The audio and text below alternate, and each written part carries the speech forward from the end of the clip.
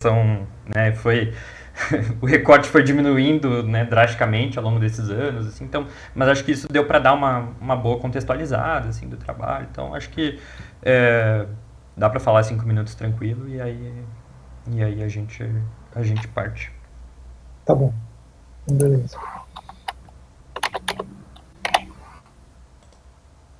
O Rodrigo acho que vai chegar três em ponto mesmo. Eu até cheguei a mandar mensagem para ele para ver se ele conseguia entrar uns minutos mais cedo. Não, tudo bem, foi bom conhecer ele. Não sei se a gente já se viu pessoalmente, se viu, foi muito rápido, né, Maria? Eu acho que a gente não se viu pessoalmente. Eu acho que ainda não. Eu acho que a gente Já não se conhece. aconteceu, mas só aquela É, coisa de estar no mesmo. foi muito rápido, mas eu acho que não, a gente não se conhece pessoalmente.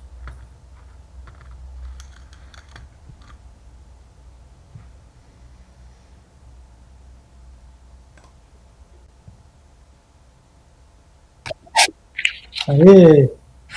E aí? Tiago, tudo bem? Pedro, Mariana. Olá, boa tarde. Vocês dois se conhecem já, né? Só o trabalho da Mariana eu conheço, pessoalmente. Ah, que legal. Eu também não conheço pessoalmente o Rodrigo. Eu só conheço pessoalmente aqui o Pedro. Que legal, que bom. Então, fico feliz. Desculpa aí pelos percalços de horário, foi eu que tive que marcar 3.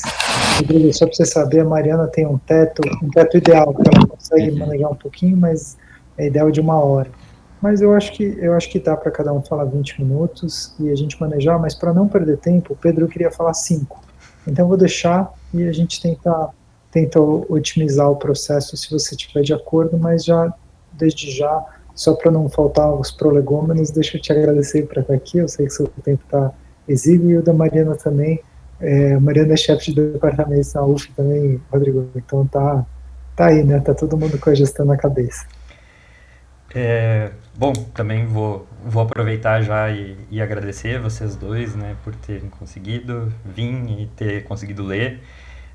A gente estava falando, né, assim, foi um processo longe do ideal, digamos assim, em termos de tempo, né, tem sido um longo mestrado, assim, mas acho que, enfim, espero que é bom estar com o texto no mundo e poder ter essa oportunidade de debater com vocês, enfim, ouvir um pouco das impressões e tal. É bom sair um pouco do palácio da mente e ir agora um pouco para ouvir vocês, né? Assim, e aí eu só, sim, tentei pensar uma apresentação partindo do princípio todo mundo lê o texto, né? Então, assim, mais mostrar algumas coisas, né, que não estão no texto, mas são algumas coisas, principalmente das fontes, né? Assim, então, que foi um dos grandes desafios, eu acho, desse processo, assim, que é essa tipologia muito variada de fontes, né? Então, foto, índice de enciclopédia, folha de pagamento, recibo, rascunhos, né? Assim, foi um problema muitas vezes ao longo desse processo, né? O Rodrigo, eu lembro sempre do Rodrigo falando quando eu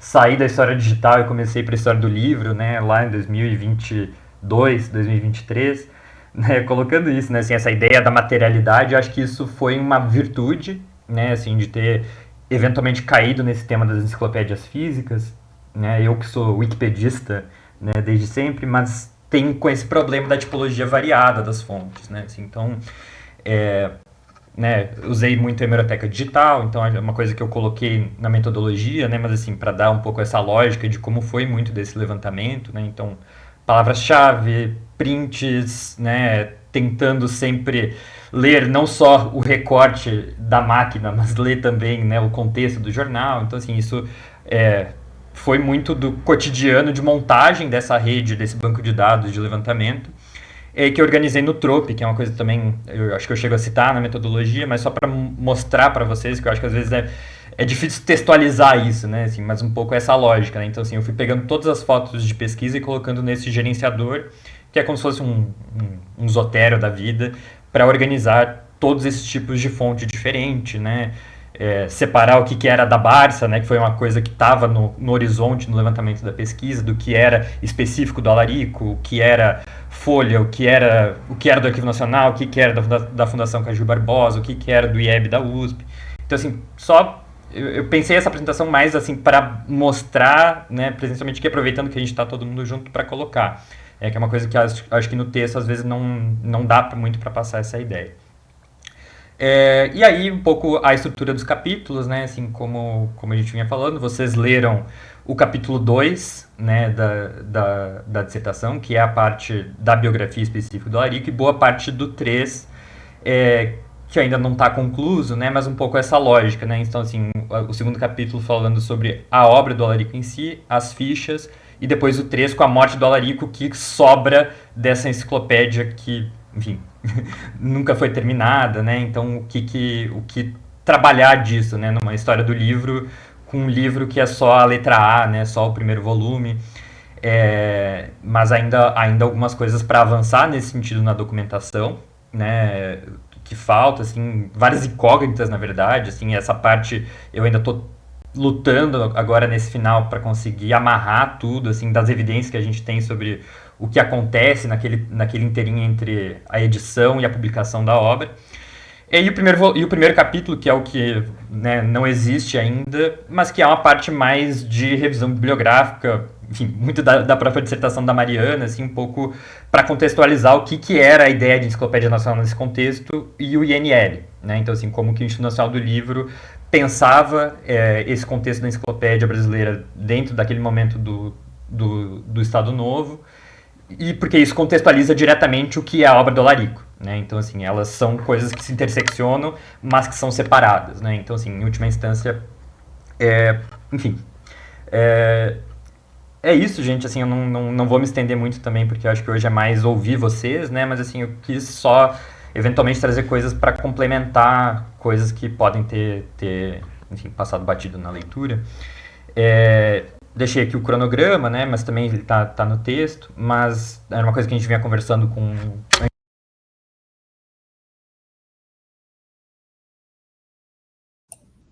Caiu o som só para mim? Ah, não, peraí, eu cliquei em cima do botão. Só, né, assim, idealmente a minha ideia é, a partir de hoje, né, assim, terminar o texto agora, nesses próximos meses, até por motivos do meu tempo tá curto, né? Então, assim, mas a minha ideia ideal é defender em fevereiro, né? Então, assim, tenho agora, a partir de hoje, 4 meses para terminar esse texto, né? Então, assim, são algumas coisas para contextualizar, né, o trabalho. Espero que, enfim, né, é a minha primeira qualificação, então também, assim, não sei muito o que é a expectativa, assim, dessa apresentação para vocês, mas foi o que eu separei para hoje. Então, enfim, agradeço de novo vocês e passo a palavra. Obrigado por ter sido breve, Pedro. Assim a gente consegue ajeita no tempo. Eu vou passar a palavra para a Mariana, mas Rodrigo, só para você saber, isso eu já falei para a Mariana, é o seguinte, só para te dar uma noção de realidade, o Pedro, ele ficou bastante tempo, foi dessa geração pandêmica, então ele esticou os prazos até onde ele pôde, só que até um pouquinho mais do que ele podia, de modo que agora ele está numa situação em que precisa qualificar, e tendo uma sinalização positiva de qualificação, ele ganha mais 6 meses para defender, mas uma coisa excepcional e prorrogável que se funda em razões aí íntimas do Pedro, pessoais, dificuldades que ele teve ao longo do período, que não foram incomuns com outras pessoas aí, pós-graduandos, né? Mas só precisa saber o contexto, né? E ele também tinha pretensão de querer estudar a Barça junto, daí a gente já tirou e colocou a Barça carinhosamente no projeto de doutorado que ele deve estar apresentando para a Unicamp, para a UF. Então, a gente também tem muita expectativa, enquanto está fazendo o processo seletivo, que ele realmente defenda em fevereiro, se por acaso. É isso. Mas, Mariana, por favor, obrigado. Bom, obrigada, Tiago, obrigada, Pedro. Prazer conhecê-los, né, Tiago e Rodrigo, ainda que virtualmente, né? O Pedro eu tive a oportunidade de conhecer presencialmente ano passado, num evento em que estávamos aqui na UF. Pedro, primeiro, queria muito agradecer pela oportunidade de fazer parte dessa banca. Queria dizer que eu fiquei muito feliz ao ler o seu trabalho. Acho que, apesar de todas as dificuldades que você possa ter tido em virtude da pandemia, e até isso ter feito você demorasse um pouco mais para concluir o seu mestrado, eu acho que a sua escrita ela é muito consolidada. Você escreve de forma muito clara, de forma muito objetiva. O seu texto é um texto fluido, ele é um texto muito bom de ser lido. Então, ele não tem nenhum comprometimento de ordem gramatical, de concordância, de entendimento do que o leitor se depara. É fácil de ler o seu texto. Gostei muito do seu sumário, eu inclusive imprimi o teu trabalho para ler com mais calma, porque eu sou da era do papel ainda, então eu me sinto mais confortável com o papel. Aí fui fazendo aqui uma comparação entre o que você apresenta para nós, né, de material já escrito, e a tua proposta, né, de escrita ainda. Acho que ela é muito bem organizada, gosto da organização. Há um sentido, né, no seu sumário, que você começa pelo Instituto Nacional do Livro, o projeto da enciclopédia, né, qual é a concepção do Instituto Cairu. Talvez, e aí é uma sugestão, né, fosse interessante nesse primeiro capítulo, isso você vai avaliar junto ao Tiago para ver se cabe, tá? Já que você quer fazer uma genealogia do gênero enciclopédico, pensar aqui nesse primeiro capítulo, num parágrafo introdutório, nas palavras iniciais, assim, as primeiras enciclopédias brasileiras, só para fazer esse apanhado até a partir do teu ponto de ser de 37, eu entendo por que 37, mas talvez isso crie um sentido para o leitor, ou você colocar isso na introdução, e aí já a partir do capítulo 1, da forma como ele está, para te dar menos trabalho, já que você tem pouco tempo até a defesa. Gosto do fato de que você faz aqui um prelúdio do capítulo 2, apresenta o que são os fichários, quem é o Alarico Silveira. Eu adorei esse capítulo 2, porque tem um certo hiato sobre a vida do Alarico. A gente já tinha conversado isso em outras ocasiões, né? Não se sabe muito, ou pouco que se sabe é por intermédio da família, né? Hoje não mais da Diná, que já é falecida, mas dos herdeiros. Então tem um hiato. Acho que você faz aqui um grande apanhado da vida dele, pensando mesmo, eu me lembrei muito, lendo o teu trabalho, do texto do Miceli, né, que ele faz aquele apanhado, quem são os pais, qual o ofício dos pais, por que o ofício, por que chega nesse ofício, tem ali a gente, é nítido, né, que pro Alarico tem uma interferência direta do pai dele, tem uma questão de ser pertencente a uma família tradicional paulista. Então isso tudo está muito claro no teu texto. Gosto como você usa, por exemplo, para mim um dos pontos altos do seu texto, do capítulo 2, por exemplo, que você se dedica à trajetória do Alarico, é a relação dele com o movimento verde e amarelo. E isso eu achei, assim, o ponto alto do teu capítulo. Adorei ler isso, adorei as discussões que você faz. No capítulo 3, o capítulo 3, quando você fala do Américo Jacobino Lacombe, para mim, essa é a cereja do bolo da tua dissertação. Esse homem não é indispensável, Américo Jacobino Lacombe. E depois eu vou dizer por quê. Agora eu vou ponto por ponto.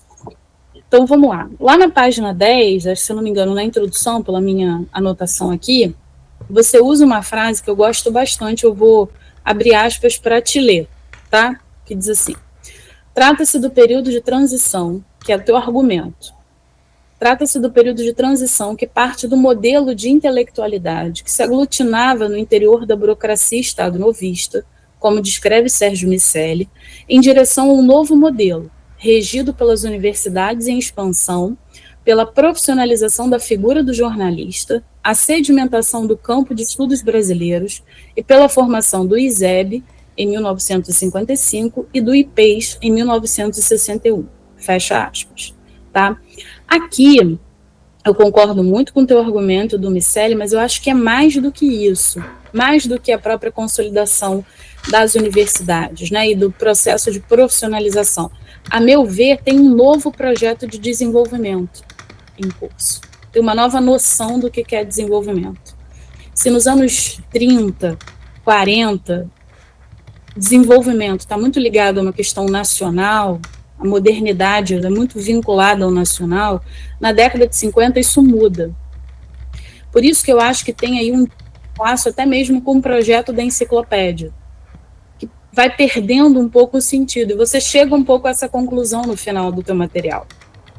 Então eu diria mais, acho, nesse bojo, que a tua leitura da enciclopédia, a formação de uma identidade nacional, está muito ligada, porque eu acho que é um projeto modernista mesmo, de definição de parâmetros, de definição do que é ser brasileiro, do que nos no que nos conforma, do que nos forma, do que nos torna com essas peculiaridades, com essas tipologias. E eu me lembro muito do trabalho do Eduardo Jardim sobre o movimento modernista, que eu acho que valeria a pena uma referência, uma indicação, uma citação, porque ele vai dividindo o movimento modernista em fases, né? A fase do movimento contra o passadismo, depois uma fase mais nacionalista, a partir de 1924. Então, que eu acho que é esse gancho aqui de virada, que tem tudo a ver com essa virada, sobretudo que o Estado Novo vai importar, o Estado Novo vai colocar os modernistas na repartição, e você mapeia muito bem essa entrada, o diálogo com Mário de Andrade, acho isso sensacional.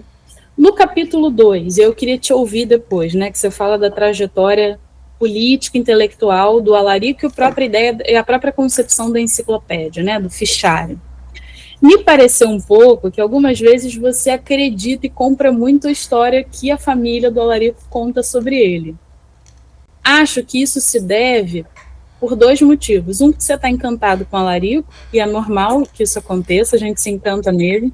Eu fiquei muito encantada com o Mário de Andrade, sou até hoje. Entendo o seu encantamento, ele é absolutamente encantador mesmo, mas acho também que isso se deve pela carência de material e de uma produção sobre o Alarico. Então, por vezes, assim, me parece que no teu texto você acredita muito nas coisas.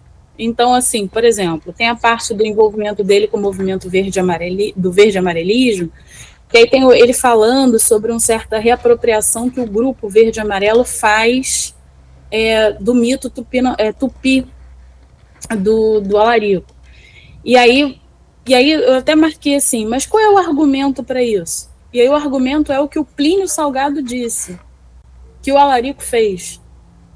Então, assim, talvez um pouquinho de atenção nisso, talvez usar alguns termos, olha, aqui é um indicativo, sigo de acordo com Plínio Salgado. Danilo, não compromete, eu sei o que você quis dizer, eu sei que você está se baseando nele, mas talvez isso, e aí pensando que o teu texto pode caminhar para outros lugares, que não só ficar circunscrito, né, o espaço da universidade, isso seja interessante você chamar atenção. Acho que a gente corre esse risco mesmo, tá? Eu fiz isso muitas vezes, então não é nenhum demérito, na verdade é natural. Lá na página 47, que eu achei uma outra super sacada sua, que você fala da profusão de publicações de gênero enciclopédico. Então você fala da gramatiquinha, dos dicionários, todos eles com conteúdo nacional. Eu acho que isso revela uma necessidade de definição do momento. Então era necessário definir qual é a língua, o que nos caracteriza. Eu me lembro se você pega, né, você está em São Paulo, tem acesso a isso com muito mais facilidade, mas se você pegar o anteprojeto do Mário de Andrade, a discussão era assim, qual o tamanho do verbete que eu vou conceder para Duque de Caxias e para Pedro Grande. Assim. Então, Duque de Caxias e Pedro Grande, como é que eu classifico e adjetivo essa enciclopédia? Ela é brasileira, brasiliana, nacional do Brasil. Então, tem uma indefinição, que é a questão que norteia esses homens. É definir o Brasil. Dar o contorno, dar uma forma. E aí, quando você fala lá, mais à frente, ainda na 47, vai para 47, para 48, que você cita o Abdias do Nascimento. Você fala que tem uma redução, né, que esses dicionários, essas enciclopédias, usavam muitas expressões africanas, indígenas, e davam a essas expressões utilizadas um estatuto de folclore. E aí você usa o argumento do Abdias do Nascimento para dizer que era o Abdias dizia que era um etnocídio, né? E aí você fala que isso é uma maneira de deshistorização. Honestamente, não acredito que isso é uma maneira de deshistorização. Na verdade, a meu ver, tá, a minha leitura, não é um momento em que as ciências sociais estão institucionalizadas. Então, folclore, etnografia, etnologia, está tudo muito junto. Tanto é que nos anos 50, quando elas passam por um processo de institucionalização, o próprio folclore vai perdendo esse espaço, vai perdendo esse status quo de ciência. E aí, bom, o que você faz não é folclore. Eu faço sociologia, você faz folclore. Florestan Fernandes vai ter vários embates sobre isso. Então, acho que não é um processo de deshistorização. Acho que é o status quo do tempo, do momento, tá? E aí, estou terminando. Eu falo pra caramba. Chegando no capítulo 3, dos herdeiros, né, e editores, a Diná Silveira de Queiroz, o Américo Jacobino Lacombe, para mim, o ponto alto do teu capítulo é o Américo. O Américo merece um espaço, a meu ver, tá? E se for possível, só uma sugestão, merece um espaço nesse capítulo. Porque, veja, ele é um homem que já está há muitos anos à frente da Casa Rui, na época, na direção da Casa Rui, e digo mais, ele é o responsável pela segunda fase da coleção brasiliana da Companhia Editora Nacional. Então, ele é um homem muito importante. Tem até um livro que eu posso te mandar a digitalização depois, que eu tenho, que é um livro da Gisele Venâncio, O Homem por Trás das Letras, que fala justamente sobre o Américo Jacobino Lacombe, no segundo momento da coleção brasiliana da Companhia Editora Nacional. Ele é um homem que está editando e que provavelmente assume o projeto do Alarico porque tem muito a ver com uma determinada perspectiva que ele tem de história. Porque me parece que quanto mais a gente se aproxima dos anos 50, dos anos 60, há uma nova concepção de história que vai se distanciando desse projeto enciclopédico, de definição do nacional, de obras mais genéricas, que era um pouco a ideia do Alarico, ainda que você só tenha o volume e a letra A da enciclopédia. Me parece que esse projeto vai se perdendo com o passar do tempo, porque as categorias e as necessidades e conceituações também vão passando por essa mudança, por essa concepção de Brasil, de modernidade, do que é ser brasileiro, e esse projeto se perde em si. Você conclui um pouco isso no final, né, do teu material. Você diz, esse projeto vai ficando obsoleto, não é só o problema da falta de recurso, o projeto vai perdendo, e é o que acontece, por exemplo, com o Instituto Nacional do Livro. Não cabia mais, era um projeto para 37, que tinha a ver com as políticas público-privadas do Estado Novo, que nos anos 50, nos anos 60 e 70, então, não faz o menor sentido. Esse projeto de Brasil, esse projeto de caráter nacional, são outras as questões, ainda que nos anos 70, durante a ditadura, a gente tenha um debate nacionalista, mas é de uma outra forma, que não mais em 37. Então, acho que você conclui muito bem isso. Então, o que eu te diria? Se possível for no tempo que você tem disponível, tá? Tenta dar mais espaço ao Américo Jacobino Lacombe, que eu acho que ele é uma peça-chave para você entender o porquê, por exemplo, essa enciclopédia vai parar sob a direção e a coordenação dele, porque ele é uma figura influente nesse momento, ele vai morrer em 93, então ele fica muito tempo na Casa Rui, muito, muito tempo. E à frente da Brasiliana também. Acho que talvez dá uma pincelada ali em algumas argumentações que você toma, às vezes, por conta da carência, né, de material bibliográfico mesmo sobre o Alarico, mas aí são pequenas pinceladas, não é nada comprometedor, e estou plenamente de acordo com a tua proposta de encerramento de sumário, né, com o teu plano de redação. Acho que seria mais ou menos isso que eu te indicaria. Tá? E sobre essa dificuldade de escrever sobre uma obra que nunca foi publicada, eu recomendaria o Cardênio do Chartier, né? Uma peça de teatro perdida, que possivelmente nunca existiu, talvez seja aí uma boa fonte de inspiração para você. É isso. Muito obrigada, Pedro, Tiago, espero ter contribuído de alguma forma. Muito. Eu gostaria de fazer uma pergunta, Mariana. Esse capítulo sobre... Obrigado pela sua leitura cuidadosa e generosa também, mas esse capítulo que ele está prometendo, que ele ainda não fez, que é sobre antecedentes, que bate justamente com o tema dos seus trabalhos, né? O que você acha? Porque na minha cabeça ele tem um certo sabor de introdução, de revisão bibliográfica. Ao mesmo tempo, se não colocar ele lá, fica uma coisa manca. Mas pela própria natureza do tipo da forma com que o Pedro trabalha, né?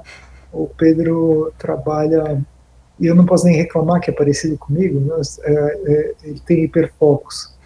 E daí, então ele vai hiperfocar. Então eu preciso escolher bem onde que eu vou direcionar o Pedro para hiperfocar, porque pode ser que tenha começo e não tenha fim. E essa questão Mário de Andrade acaba sendo para muitas pessoas, antes do Pedro, já se perderam nisso, né? Então é uma pergunta de como é que você acha que é possível dosar um capítulo 1, e se tem outros assuntos que ele poderia até contribuir mais, de forma mais original. Como é que você acha isso? Então, eu acho, assim, honestamente, eu acho que na introdução, que ele diz aqui, pelo menos no plano, né, que está aqui no material, na introdução, 1, né, por que estudar o enciclopedismo no Brasil, 2, o nacional na história do enciclopedismo, e 3, metodologia. Eu, se fosse, assim, uma sugestão, tá, para vocês. Nesse capítulo 1, eu aproveitaria, faria a sua metodologia seria a genealogia desse gênero no Brasil, assim. Quais são as enciclopédias? Como é que começa essa ideia de enciclopédia, que começa, sei lá, no IHGB, com uma concepção de um grande dicionário. Uhum. Eu falo disso na minha dissertação, posso mandar para você o livro. Mando para vocês, e depois vocês me passam o endereço que eu boto no correio, mando para vocês. Ou te entrego pessoalmente, quando você estiver aqui. Telefone. Oi? Vou te mandar meu telefone. Manda sim. Que eu te adiciono. Quero também o texto do Jacobin. E aí eu acho que assim, você pode fazer essa genealogia, teu capítulo 1, eu tenho um capítulo 1 que você não vai ter dificuldade para fazer, que aí você pode, enfim, olha, eu estou começando, por que eu estou começando do Instituto Cairu? Porque é para onde, né, é o primeiro destino das fichas do Alarico. Então, você está dizendo para o leitor, tem uma sequência lógica e cronológica na tua fala, e daí você dá sequência. Beleza. É uma sugestão. Porque, não, assim, eu estou me baseando pelo que você apresenta aqui no plano de redação, que é como você apresenta aqui. Eu faria essa genealogia no primeiro capítulo, mas isso já seria a sua metodologia, não precisa ter um subitem metodologia. Eu acho que você pode, no próprio texto, dizer, olha, essa dissertação se dedica a analisar, né, o que se tem, ou o que se já foi produzido sobre uma proposta de enciclopédia do Alarico Silveira, faz essa breve, começa, bom, mas se observarmos o gênero da enciclopédia no Brasil, começa, as primeiras publicações dessa natureza, tem essa data, tem o Instituto Histórico, faz ali um acompanhamento, porque é nos anos 20 do Instituto Histórico, que também não sai, não se concretiza, e aí esse dicionário, né, esse grande dicionário, dali você vai dando sequência da maneira como está aqui. Porque aí você não tem tanto trabalho, assim. Você tem também que pensar no tempo que você tem disponível, que não é muito. Exatamente. Muito obrigado. Imagina. Pedro, eu vou pedir para o Rodrigo falar, porque assim a gente ganha um pouco no tempo e daí você prepara uma fala que reaja às duas intervenções. Rodrigo, mais uma vez, obrigado. Bom, boa tarde, Tiago, boa tarde, Pedro, Mariana. Eu acho que Pedro e Tiago, muito obrigado. Vocês me salvaram esses dias, que eu estou com tanto trabalho administrativo, quando eu paro para ler um trabalho que realmente me interessa. Ai, que coisa boa. Um final de semana muito bom, que eu não estava fazendo nenhum cálculo de hora de aula. Mas é isso, muito obrigado mesmo, Mariana, muito prazer em conhecê-la. Rodrigo, Oi? Desculpa te interromper, mas quanto está a sua razão entre a sua atividade finalística e a sua atividade meio? A minha está 90-10 para o meio. E Não, eu acho que eles tinham que começar a avisar isso para a gente nos editais de concurso. Ninguém avisa. Mas, enfim, tudo bem. Mariana, muito prazer em conhecê-la. Eu sempre tenho acompanhado muito, né, o que a Gisele, né, acho que faz na UF, né, o André, que é muito meu amigo. Acho que é um grupo que, enfim, eu estou inclusive devendo um verbete para ele que eu preciso entregar. Mas é isso, muito prazer em conhecê-lo, espero um dia ter a oportunidade de te ver pessoalmente. Bom, Pedro, então, já indo direto assim, ao seu texto, em primeiro lugar eu gostaria, né, de dizer que está muito bem escrito. Eu acho que seu texto flui e a gente não encontra praticamente nenhum problema nele. E embora eu não tenha gostado muito do título, Nação em Fichas, porque eu acho que a gente pode conversar um pouco melhor sobre eu gosto muito do título do livro da Leila Perrone Moisés, né, Vira e Mexe Nacionalismo. Então a gente vira e mexe, o problema da nação ele surge, né? Eu como trabalho com o século XIX, vira e mexe nacionalismo, né? Então será que a gente poderia pensar um outro problema, né, para estruturar toda a reflexão que não seja o nacionalismo? Enfim, vou te fazer umas propostas aqui, depois você verifica com o Thiago se vale a pena ou se faz sentido. Uma questão, eu acho que se a gente fecha no nacionalismo, que é apenas uma esfera da existência, vamos considerar assim, a gente acaba, talvez, perdendo um pouco da densidade do problema, que é o capitalismo editorial, eu acho. Mas daqui a pouco a gente chega nesse ponto. Ainda nessas impressões gerais de leitura, né, uma coisa que eu costumo fazer nos meus trabalhos, os meus alunos também fazem, o meu orientador faz, enfim, os meus orientadores fazem, Sidney, né, Jefferson e todo mundo que eu trabalhei, é atualizar o português das fontes. Isso facilita bastante quem está escrevendo, quando você ficar brigando com a ortografia do Word, e facilita quem está lendo, né? Não sei, eu vejo, enfim, é uma decisão editorial, talvez, das teses e dissertações, mas eu opto sempre por atualizar, né? Senão você perde muito tempo brigando com o corretor ortográfico para escrever uma citação. E fica depois, às vezes trava, a gente acaba dificultando a vida do leitor se a gente não faz essa tradução para o século XXI da fonte. Eu acho assim, né, todo o trabalho burgesiano, né, do Sérgio Miceli, eu acho muito interessante, só que eu queria entender um pouco mais, porque eu precisei voltar para o volume lá, né, daquela primeira parte dos intelectuais da brasileira, para eu lembrar o que é anatolianos. Mas eu acho que vale a pena se explicar um pouco melhor, né, o que são os anatolianos, né, e você passou por cima do conceito, assim, e aí o leitor que fosse pesquisar do que se tratava, né, então eu gostei muito, né, dessas trajetórias que aparecem no seu texto, né, essa coisa da história com gente de carne e osso, né, eu acho muito legal, desde as personagens, né, mais proeminentes, né, do seu trabalho, que é o Alarico Silveira e a filha dele, né, Diná Silveira de Queiroz, até essas pessoas totalmente desconhecidas, que são esses que eu acho fascinantes, né, o Nelson Rossi, o Adriano da Gama Curi, a dificuldade do sujeito ali para pagar o aluguel, estava sem dinheiro, e aí a coisa vai ganhando vida, e eu acho que você vai dando concretude aí para essas redes intelectuais. Eu acho fascinante, eu acho que, né, a ideia de que os arquivos da história do livro estão aí justamente para a gente encontrar essas pérolas que se encontra, né, e debate com muita profundidade, mostrando o preço do aluguel ali versus o salário que as pessoas ganhavam, enfim, né. Eu fiquei pensando, nossa, acho que o Américo Jacobina ganhava 8 mil cruzeiros, enfim, dava para alugar 3 apartamentos em Botafogo, pelo menos, né?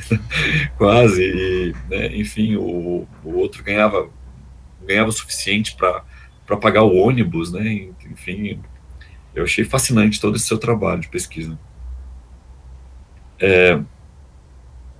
Então, eu acho que essa questão do nacionalismo, eu vou juntar os 3 pontos que eu tinha elencado aqui, que é essa nova concepção de intelectual, né, que é, né, um pouco na linha do que a Mariana já disse, do nacionalismo, né, como que essa nova figura, né, de intelectual, ele surge nesse momento, né, dentro dessa chave do nacionalismo que você está tentando ler, mas eu queria chamar, talvez, uma reflexão em torno do limite do Estado e do capitalismo editorial, ou o limite do capitalismo editorial dentro do Estado, porque acho que é um problema que a gente não resolveu até hoje, né.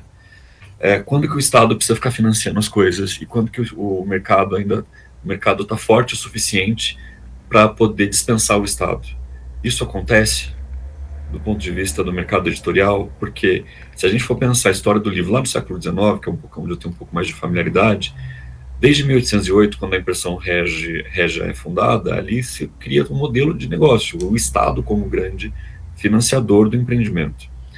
Eu acho que acaba ratificando isso drasticamente é a lei, né, a reforma Couto-Ferraz do ensino de 1854, que basicamente transforma o Estado no maior comprador de livros para suprir escolas, né? E aí você começa a gerar um problema, né, que é a autonomia do mercado editorial frente ao Estado. E aí o Estado precisa estar o tempo todo financiando, né? E aí, mas quando essa figura acho que você está com um experimento aí muito interessante para mostrar um caso onde essa relação Estado e impressão, Estado e mundo editorial falhe. Não dá certo. É uma série de questões que aí você discute muito bem. Mas o Estado, ele sai de cena. O Estado não financia, o Estado não encampa esse projeto. E é muito interessante que eu leio no seu trabalho, é o momento em que um modelo de negócio que a Barça representa já acaba agradando um mercado, enfim, já cria um produto editorial que as pessoas podem comprar, que acaba, de certa maneira, engolindo esse modelo estatal de enciclopédia ou de livro, etc. E é um livro que, de fato, as pessoas... é um mercado que... É um produto que se autofinancia e sobrevive dentro de uma lógica de um livre mercado. E ele não precisa do Estado ali financiando ele. Como que isso foi possível, né? Então, eu acho que você está diante de um problemaço da história do livro aí, que é o problema da autonomia do mercado editorial. Né? E eu acho que isso pulsa, é o coração, talvez, do seu trabalho. Porque o Estado, né, enfim, nesse caso, ele abdicou, né, de continuar esse projeto. E o projeto degringola. Mas, ao mesmo tempo, nos anos 70, você vê um outro modelo de capitalismo editorial ali, de produto dentro desse capitalismo editorial, que se torna muito bem sucedido, e muito bem sucedido mesmo. Que até lá no fim da roça de Minas Gerais, minha família tinha uma Barça. Então, enfim, né? E como explicar isso, né? Eu acho, por exemplo, assim, já na linha dessas indicações bibliográficas, eu vou te chamar a atenção para uma coisa que a Marisa Daito chamou a atenção na minha tese de doutorado. Que ela falou que eu não falava a palavra capitalismo nenhuma vez. E aquilo jogou uma pulga atrás da minha orelha. Eu falei, mas ela tem toda a razão. Porque a gente lida com o modelo de negócio e a gente precisa entender essa... Porque aí, para poder... Né, se eu pego essa esfera da existência, que é a economia, e giro ela com as demais, daí eu faço aquilo que transforma... Né, né, eu operacionalizo a historiografia naquilo que nos separa das ciências sociais. Né? Ou seja, a gente dá conta de todas as esferas da existência, né, se possível ao mesmo tempo, que é a história, aliás, a economia, a cultura, a religião, etc. Tudo mais. Então você tem um objeto ali que te permite, né, ver a política, a economia, a cultura, tudo sendo atravessado por ele. Né? E analisar como é que esse modelo de negócio, que é o mercado editorial, ele se torna independente do Estado, num ramo muito específico, claro, né? Que é o ramo desse mercado de enciclopédias né, e tudo mais. Pedro, eu também gostaria de te indicar alguns livros que eu acho que pode te ajudar a pensar essas questões.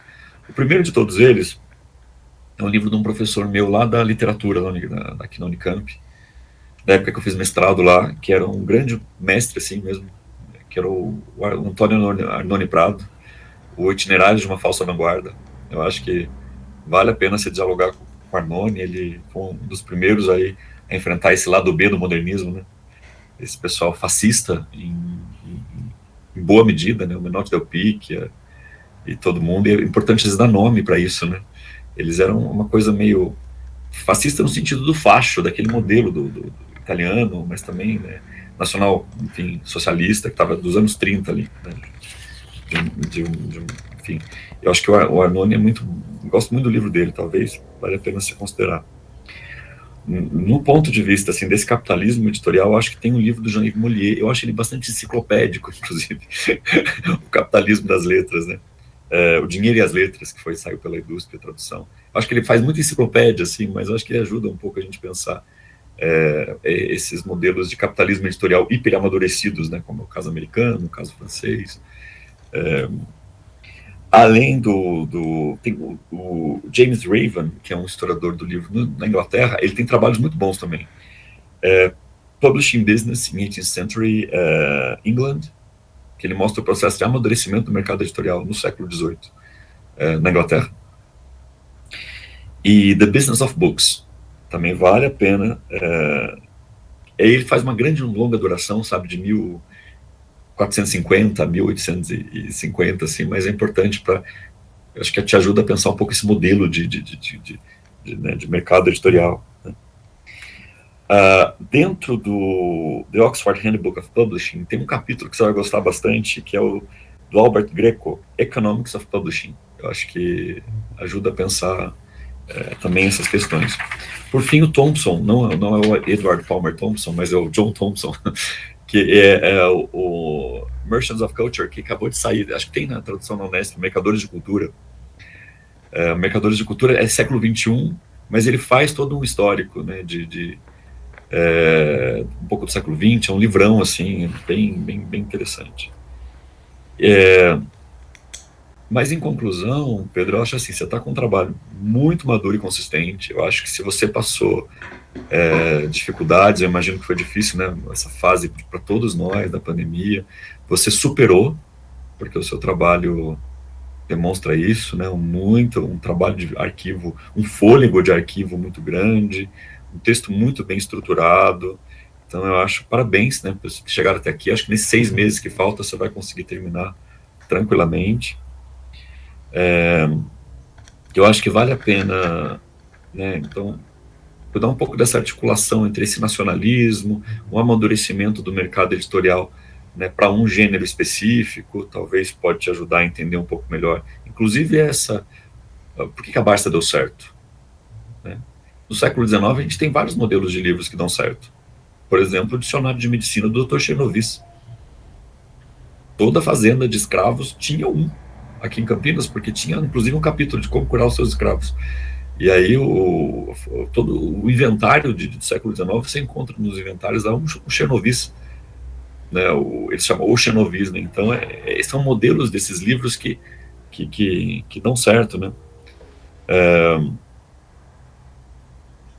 Então é isso. Mais uma vez, eu não sei se a minha leitura foi muito rápida, eu estou tentando aqui, eu estou de olho aqui para respeitar o tempo que o Thiago pediu.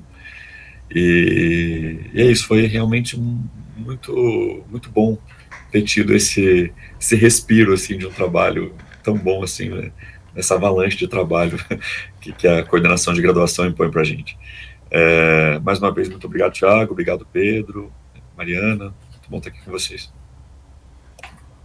Imagina, Rodrigo, desculpa te apressar, muito legal te ouvir, adorei essa percepção sobre conectando o livro com o capitalismo e o mercado. Também a minha memória afetiva, né, dessas enciclopédias, elas estarem na casa da minha avó e meu avô se gabando de que ele tinha o Tesouro da Juventude, a Barça, e eles compravam de agentes que andavam na rua, assim, meio como se fosse um grande esquema pirâmide, né? E na verdade, parte da resposta para a sua pergunta é isso, né? Porque uma enciclopédia sobre o Brasil, ela está dentro de um esquema de fomento das disciplinas, que depois vão se especializando, e que tem esse caráter mais basicão ainda na década de 30 e 40. Mas a Barça era para todo mundo, era para a classe média emergente no modelo do pós-segunda guerra, assim, da casa bonitinha e tal. Virou um produto como virou também o fogão, virou a geladeira, o carro. Eu até fiquei com uma certa dó de ter cortado as 20 páginas da Barça que seguiam esses 2 capítulos que vocês leram, porque assim, que acho que ela fala um pouco disso, né? Assim, acho que acho que muito das coisas que vocês colocaram, acho que elas falam um pouco nisso, né? Assim, porque eu tava lendo o Alarico, lendo sempre com o olhar da Barça, né? Então, de alguma forma, esse corte que a gente teve que fazer, né? De deixar a Barça inteira, que eu ia pegar entre 60 e 64, quando a Barça ainda estava, assim, incubada, né? Assim, antes dela ser publicada, 2 semanas antes do golpe. Né, mas tem um pouco essa lógica, me parece, que é o tema central que o Rodrigo trouxe, né, assim, um pouco. E assim, se tu não gostou desse título, tenha certeza de que você gostaria muito mais desse do que se tu tivesse lido os outros anteriores. Mas, mas eu também acho que tem um pouco isso, né? Só que assim, a Barça, ao mesmo tempo que ela não é completamente díspare do Estado, né? A Barça, ela dependia necessariamente da criação de um modelo de negócio que dependia de universitários para escrever, né? Então tu tinha, de alguma forma, ainda uma dependência das universidades federais no Brasil, né? Quem escreveu os verbetes de história originais da Barça foi a Maria da Linhares, foi o Falcon, foi assim, né? Eu fiz esse trabalho, né? Pro doutorado agora, né, mas assim, de pegar todos os 360 colaboradores da Barça e quase 60% deles eram egressos das universidades, ou eram catedráticos, ou eram recém-graduados, recém-graduadas, né, a Maria da Linhares estava como professora auxiliar e escrevendo, sei lá, acho que era 20 cruzeiros à lauda, escrevendo sobre 3 reis da Inglaterra por semana. Né? Então, assim, era uma coisa meio assim, Eduardo I, Eduardo II, Eduardo III, Eduardo IV. Então, assim, tem uma lógica, né, em que ele é um projeto que ele vai um pouco do que a Mariana coloca, né, assim, de que o INL, ele, o tempo todo, muito mais forte, me parece, a minha leitura que eu faço a partir do teu trabalho, Mariana, a partir da ditadura isso se adensa, mas já no Estado Novo tinha essa perspectiva de a relação entre o público e o privado, e acho que, no fim das contas, tu tá certíssimo, Rodrigo, de que é isso, né, assim, desde a esfera mais privada possível, né, o luto do pai, ao capital, né, intelectual, né, de uma mulher ali começando nas páginas da imprensa nos anos 40, né, articulando essa memória afetiva, mas que também tem, né, dinheiro envolvido, né, tem o como financiar a vida, né, como manter uma qualidade de vida, né, dentro desse contexto das letras, né, do trabalho das letras, em última instância. Mas mesmo o Alarico, por exemplo, o volume da enciclopédia foi impresso na imprensa nacional, né? Então, apesar de tudo, o papel, né, quem pagou, uma impressão muito porca, inclusive todas as edições da enciclopédia elas estão grudadas. Som de novo. Ficou errado. Opa. Parou em quem pagou. Foi. Quem pagou a impressão foi, mas uma impressão muito porca, até hoje tem as páginas grudadas, então tanto a cópia da Unicamp quanto a da UF, elas foram rasgadas por mim, porque as páginas saíram coladas na impressão, todas as versões que eu fui tentando assim rasgar elas, mas as páginas saíram coladas, né, desse volume, o único volume da enciclopédia que saiu. Mas enfim, né, pode falar, Rodrigo. Página colada às vezes é normal, viu? Quer dizer, o filete que quem fazia era o próprio leitor, né? Às vezes não era uma falha de impressão, às vezes era uma prática editorial. Mas assim, todas as edições que eu fiz em mais de um lugar, assim, em múltiplos lugares, não sei. Eu fiquei, certamente tu vai saber mais que eu, mas foi uma coisa interessante, assim, dessa materialidade do texto, assim, no geral, né? E também um projeto que, né, uma das coisas, por exemplo, a ilustração do Santa Rosa, né, assim, se promete que ia ser grandes ilustrações lindíssimas, e o livro que sai, ele é um livro sem nenhuma ilustração, sem nada, né, assim, mas isso é uma coisa interessante, um pouco desse modelo de transição, e um pouco essa parte que ainda falta desenvolver, né, que é isso que a Mariana traz, né, assim, sobre o do folclore para essa especialização, né? Então, assim, o crescimento das universidades, em última instância, inclusive as pessoas envolvidas na edição, né, do trabalho do Alarico na Casa Gil Barbosa, para além do Américo Jacobino Lacombe, que, né, eu tenho noção disso da Brasiliana, e sempre foi uma coisa assim, tá, a que ponto a enciclopédia e a Brasiliana, elas têm um mesmo movimento, digamos assim, né, dessa ideia de definição, de síntese do Brasil, quanto que elas se diferenciam e se aproximam, né, um pouco do que eu falo da gramatiquinha, entre outros trabalhos, assim, nesse gênero, né, assim, sempre é uma questão que ficou no trabalho, né, assim, o quanto que o Jacobino Lacombe da Brasiliana, ele aparece aqui no Alarico, o quanto eu não estou projetando de antemão, né, então por enquanto ainda está de fato um Jacobina que, assim, quem não conhece fica, né, assim, eu não, né, de fato não dei essa acentuada, assim, na figura dele, porque eu não sei o quanto que ela aparece, né, assim, dentro disso, mas ao mesmo tempo que todas as pessoas envolvidas depois viraram as pessoas que fundaram a dialetologia no Brasil, né? Então, de alguma forma, também esse processo de trazer do acúmulo, né, de palavras, de coisas assim, né, esse trabalho do intelectual de gabinete, de alguma forma, que o Alarico fazia, para um estudo que até hoje, né, assim, o Atlas Geolinguístico Nacional, que é um projeto que existe na UFBA até hoje, o Nelson Rossi foi o fundador. Nelson Rossi, que está trabalhando ali, que está chorando por conta do salário atrasado, é a pessoa que depois virou um professor universitário da Federal da Bahia e criou o que é a dialetologia moderna no Brasil, né? Então tem um pouco isso, né? Assim, essas disciplinas que se desatualizam, né? Assim, e também me parece, né? A Barça, ela também traz um quê modernista, né? Tu tem modernistas diretamente escrevendo. Sérgio Milliet escreveu para Barça, por exemplo, né? Então tu tem ainda esses modernismos que se atualizam nesse contexto, né? E que são díspares, né? Assim, uma coisa é a enciclopédia do Alarico e outra coisa, né? Enfim, a ideia de uma enciclopédia operária, por exemplo, que o Mário de Andrade traz, né, no anteprojeto dele, né?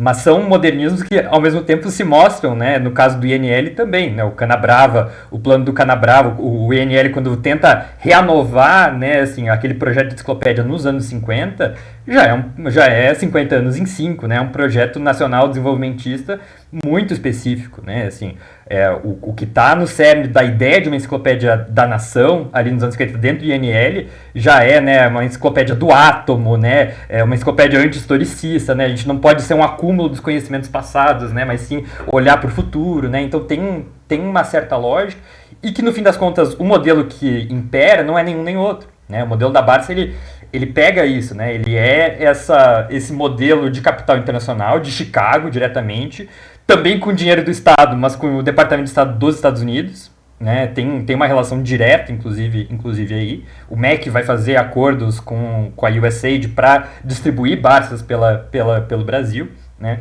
Mas é isso, né? Assim, então, assim, todo esse... O Alarico, ele tá dentro desse contexto, assim, ele foi escrito pensando que, assim, o próximo ponto, depois disso, a resposta, digamos, que o Capital Editorial coloca é essa, né, assim, de alguma forma, né, assim, também não sei o quanto, isso, né, assim, porque também tem uma questão complicada, né, de que a gente comprar também a mão invisível do mercado, e acho que essas leituras que tu traz são importantes, inclusive, para colocar, porque de fato não foi uma coisa que eu teorizei, né, e acho que no geral isso foi, talvez seja importante desse processo de qualificação das leituras que vocês colocaram, foi um pouco o contrário, né, assim, eu vim da história digital, eu vim da teoria da história, né, assim, meio, né, assim, mesmo a minha leitura de Brasil, por exemplo, minha noção de Sérgio Buarque, né, mesmo a teoria da história brasileira é muito fraca, né, de base, né, então esse processo da dissertação também foi um pouco fazer essas leituras, né, fazer a leitura do Miceli, fazer essas leituras que era uma coisa que não tinha a partir das necessidades das fontes, né, então assim, eu acabei indo do concreto, né, daquilo que a fonte foi trazendo para abarcar essas necessidades, né, assim, e acho que faz sentido, né, assim, porque foi um pouco essa transição de... No começo eu queria trabalhar com o verbete Brasil na Wikipédia, como eles comparavam com a Barça. Foi assim que surgiu essa mudança, né? Então, assim, o nacional, ele era o cerne da pesquisa desde sempre, e assim, tem sido uma dialética o tempo todo de, assim, o nacional ele vai diminuindo e de fato aparecem coisas, né, assim, que falam disso que tu trouxe um pouco, Rodrigo, né, assim, dessas esferas da vida múltiplas que surgem. E a Barça, ela é isso, né? Ela se populariza também por conta da televisão, se populariza também porque parte da venda da Barça tu vinha também no kit, uma bíblia ecumênica da Barça, né? Então, assim, essas diferentes esferas da vida, elas fazem parte do projeto comercial da Barça. Que, por outro lado, não aparecem lato sensu no Alarico, né? É uma obra que sai o primeiro volume, a filha chora e as fichas se perdem, né? Assim, não tem para além disso muito impacto, né? Assim, no que veio depois, né? Que é um pouco o que termina esse terceiro capítulo, meio um pouco como assim, o que sobra, né? Assim, são as fichas. Nos anos 90 se descrevia, né, o acervo, o Ricardo Oiticica que encontrou as fichas no acervo para fazer uma exposição, coloca, né, assim, as fichas estavam molhadas, né, assim, as poucas fichas sobraram, que talvez potencialmente ainda exista uma ou outra em algum canto num prédio em reforma lá no Rio de Janeiro, né, mas que em última instância fica isso, né, assim. Mas é o circuito de comunicações que eu boto ali do Darnton, né, assim, ele não está completo, né, é um circuito interrompido no caso do Alarico, né, assim, fica e que se reatualiza o tempo todo, né, assim, a própria ideia, né, do dicionário de brasileirismo para enciclopédia, né, não se definia muito se era uma enciclopédia, se era um dicionário, né, assim, essa própria enfim, porosidade, né, da definição, né, do que era essa obra, afinal de contas, né, ela tem um pouco disso. E me parece que o Jacobina Lacombe, ele faz muitas alterações nas próprias fichas, né. O que foi publicado já tem muita bibliografia que é pós da morte de Alarico, coisas foram publicadas em 49, que o Alarico já tinha morrido há 6 anos. Né? Então também tem esse processo que a obra que coloca, o processo deles também foi de atualização dessas fichas, né, mas tinha um pouco isso, né? Assim, o que a gente faz com essa obra? O que ela serve nesse contexto dos 50? Para Casa Gil Barbosa foi muito simples, né? Foi o núcleo de pessoas que depois virou o Centro de Filologia da Fundação Jorge Barbosa, que existe até hoje. Né? Assim, era uma forma de sustento para aquelas pessoas que eram muitas vezes ou funcionários da própria fundação ou eram pessoas que estavam na rede do Jacobina Lacombe. Né? Também tinha esse aspecto, me parece muito mais prático de subsistência mesmo. Assim, mais uma forma de ganhar dinheiro, de dar o sustento, né? Então, assim, tem um pouco isso. Enfim, tudo isso para dizer, assim, eu não sei se tem alguma pergunta, de fato, de vocês que não tá claro, né? Assim, eu agradeço as recomendações, agradeço os elogios também, assim, acho que essa era uma insegurança grande, assim, né? De colocar o texto no mundo e de fazer sentido, né? Para quem lê. Então, assim, eu acho que foi bom ouvir vocês também, ouvir algumas coisas. Então, enfim, espero ter respondido. Passo a palavra pro Rodrigo agora. Rodrigo. Rapidamente, assim, Pedro, eu acho que não é a mão invisível do capital, né? Não é uma visão neoliberal que eu estou te pedindo, por favor. Mas é a questão, por exemplo, da mão hipervisível do Estado. Que eu acho que o circuito da comunicação do Darton, ele só funciona para alguns estados da América Latina a partir do momento que você coloca o Estado ali, né, naquele circuito das comunicações. E é um problema de uma relação promíscua entre mídia e política que não se resolve tão fácil. Mídia e poder. Se você pensar, por exemplo, os canais de TV brasileiros, né, eles têm subsídio do governo para funcionar. Eles precisam de isenção fiscal. Enfim. Então você tem uma relação entre Estado e meios de comunicação que é muito séria enquanto problema histórico, assim, sabe? Concessão de rádio, financiamento de livro didático, e aí se você explodir essa questão, enfim, a gente tem muitas questões que, né, podem surgir para a gente, né, que trabalham com esses objetos de cultura, né, que são livros, jornais, etc.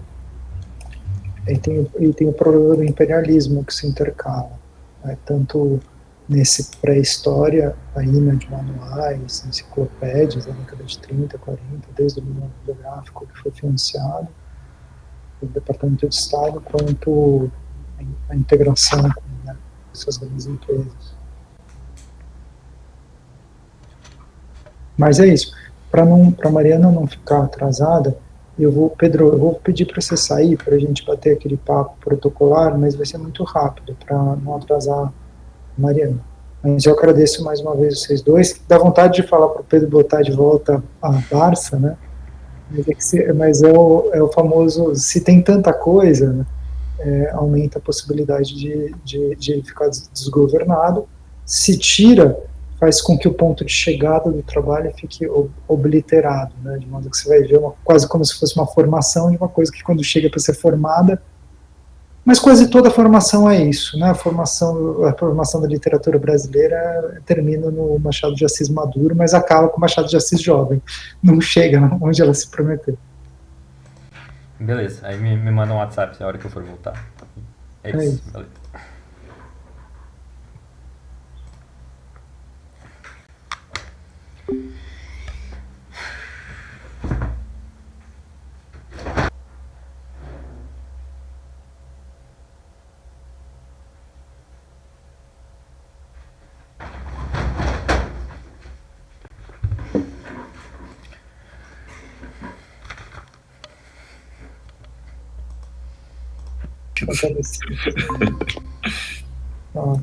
Desculpa, Mariana, uma reunião dentro da reunião, porque a gente está abrindo o curso noturno. E eu estou nessa sessão para o Estado, né? Então, sim, eu estou tentando ajudar, mas às vezes a gente se perde entre o tempo dele e o tempo do governo. Sem problemas. Entendo perfeitamente. Reuniões dentro de reuniões. Entendo. Amanhã a gente tem uma reunião aqui, departamento. Mas, Rodrigo, se tiver uma janela, avisa que eu prometo que eu vou ser mais ágil que eu fui da última vez. Não, a gente vai te incomodar ainda mais vezes, Thiago, fica tranquilo, porque vai vir um caminhão de coisa aí para arrumar. Ó, vamos lá. Pedro, a gente fez um pequeno parecer, tá? Que é o seguinte: a banca considera o trabalho consistente, apresentando pesquisa exaustiva em um amplo espectro de fontes. Ressalta a clareza da redação e a boa estrutura de capítulos. Por essa razão, considera execuível dentro do prazo disponível para a defesa. Por fim, a banca sugere a incorporação das sugestões propostas durante a arguição. Obrigado pelas correções, Mariana, ficou ótimo. É um homem qualificado, meus parabéns. Obrigado, gente, muito obrigado. Muito obrigado, fiquei lisonjeado pelos apontamentos de vocês. Obrigado por tudo mesmo, foi importante. Bom, e vocês já estão convidados para a defesa. A gente conta Claro. com a presença de vocês. Acho que eu não consigo pensar numa banca mais legal. Eu vou adorar. Vou adorar. Então tá, gente, muito obrigado. Agora vamos lá, né? Vamos lá. Gente, eu vou me despedir do negócio. Vai lá. Porque eu vou correr agora até o bloco A, eu estou no bloco P. Então eu vou correr até o A e para assistir o aluno da semana acadêmica, que senão ele vai ser reprovado. Se eu não tiver lá. E deu certo. Não, vai dar certo. Gente, muito obrigada. Prazer conhecer o Rodrigo, Thiago, ainda que virtualmente. Pedro, sucesso. O que precisar, tá? Fico à disposição para ajudar. Um abraço. Tchau, menino. Tchau, obrigado. As burocracias, já que a assinatura, assim, você manda via CIGAD, como é que funciona? Eu corro atrás. O Daniel que colhe nessas... Eu mandei um e-mail agora para o Daniel perguntando, né, como é banca, mas não sei se ele respondeu. Mas, peraí, deixa eu ver. O Daniel manda os certificados e as coisas. Acho que tem a sua assinatura aqui. Eu acho que o Daniel vai atrás da sua assinatura presencial e tem os certificados aqui. Quer que eu te mande já antes que eu esqueça? Não, tanto faz. O Daniel manda tudo de novo depois pra gente, qualquer coisa. Então, bom, se quiser, eu vou mandar para vocês dois aqui a documentação, assim pelo menos fica com backup. E pronto, Pedro Terres e Rodrigo. Eu também vou deixar anotado aqui como parecer, e daí, porque como eu não sei como construir, eu ligo daqui a pouco pro Daniel e articulo isso.